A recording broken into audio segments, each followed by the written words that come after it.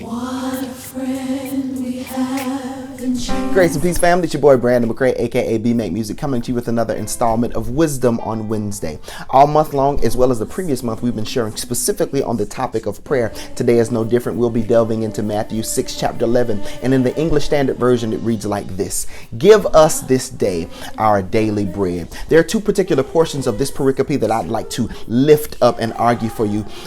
First of all, we see the grace of God. We see the grace of God in our prayer, firstly, of supplication. Prayer of supplication. There are several parts of prayer. There's prayers of adoration, prayers of invocation, prayers of consecration. But specifically in "Give us this day," we see supplication. That is a petition. Christ is teaching his disciples and those of us that would read this passage in later life that we can petition God on anything. We not only see our prayer of supplication, but we see our place of submission. Where's the place of submission, Brandon? The place of submission is the recognition that only God, or Yahweh, that sacred name of God, can be the one that provides that level of need. I did a video about two videos ago, so y'all check out Yahweh and the sacred name of God. But we understand that we have supplication and we have submission, and through those we see the grace of God. Secondly and lastly, I'd like to argue that we see the gift of God. Where is it that we see the gift of God? We see the gift of God in our daily bread.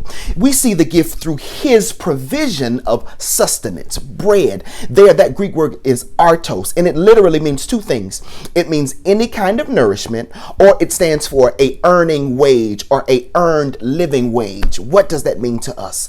God is giving us our daily wage. He's giving us anything we need for nourishment on a daily basis. And this passage shows us his provision. Secondly, it shows us his promise of salvation. So not only do we have sustenance, but we have salvation. Now we have to do a little more digging to see where salvation is. Scholars agree, and some argue that this particular passage has a eschatological viewpoint, which would mean that this passage speaks to future events. This bread here, our theologians argue that anytime Christ broke bread with the disciples, or anytime he literally broke bread, that bread was the word and the bread of God, the bread of life, the bread of the kingdom. That means that when he broke bread with his disciples, there was an eschatological view of the bread that would come in consummation, the bread that would come at the end of life, the bread that we would sit and eat at the table of God when he comes to get his disciples. So that word there, ἐπιούσιος, is translated daily.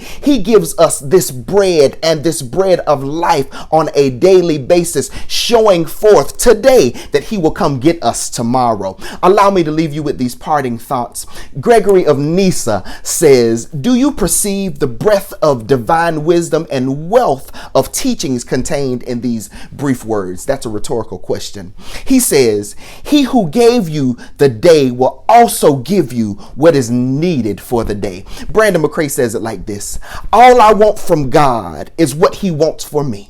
Nothing more and nothing less." Again, this has been your boy Brandon McCrae with Wisdom on Wednesday. Y'all like, share, comment on this video. Let's make something God go viral. And until next week, holla at your boy. We should never be discouraged. Hallelujah. When we take it to him.